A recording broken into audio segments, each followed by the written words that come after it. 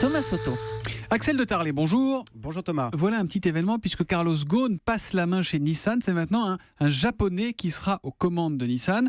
Axel, cette passation de pouvoir est cruciale car à terme, le risque c'est peut-être de voir les Japonais prendre le contrôle de l'alliance Renault-Nissan. Eh oui, disons-le, le risque c'est de voir carrément Renault diriger depuis Tokyo. C'est de voir Renault relégué au rang de simple filiale française du géant japonais, alors qu'aujourd'hui c'est le contraire, c'est Nissan qui est une filiale de Renault. Ce qui est devenu très bizarre parce que Nissan maintenant est quasiment 2 fois plus grand que Renault et il va le devenir encore plus car Nissan est en train de racheter Mitsubishi. Donc la question, c'est combien de temps encore les petits Français vont-ils pouvoir continuer à dominer le géant japonais? Donc les Français pourraient perdre la main si on vous suit. Alors tant que Carlos Ghosn est là, pas de problème parce que Carlos Ghosn est un héros, il est très respecté au Japon parce que vous savez c'est lui qui a sauvé Nissan de la faillite en 1999. Mais la question, c'est pour l'après Carlos Ghosn. Or, on y arrive, ce moment arrive. À 62 ans, Carlos Ghosn vient de passer la main au Japon. Et en France, son mandat se termine, figurez-vous, l'année prochaine. Alors, il sera peut-être renouvelé, mais enfin, il se termine. Bon, Voilà. mais que peut-on faire pour s'assurer que Renault reste bien en France? C'est possible ou pas? Alors, la meilleure carte à jouer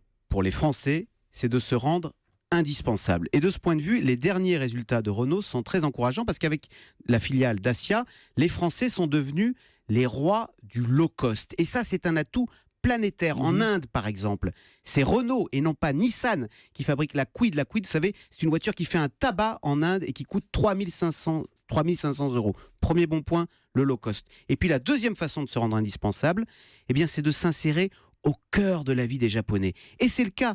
La collaboration est de plus en plus intense. Si vous prenez l'usine historique de Renault à Flins, en banlieue parisienne, eh bien figurez-vous qu'on n'y fabrique plus des Renault, mais on y fabrique des Nissan. Voilà, c'est ce à quoi va travailler maintenant Carlos Ghosn, renforcer l'alliance, le mariage, pour que demain on ne parle plus du camp français et du camp japonais, mais d'un ensemble indissociable Renault-Nissan qui, avec près de 10 millions de voitures vendues, a réussi à se hisser dans le top 3 des plus gros constructeurs mondiaux, aux côtés de Toyota et de Volkswagen.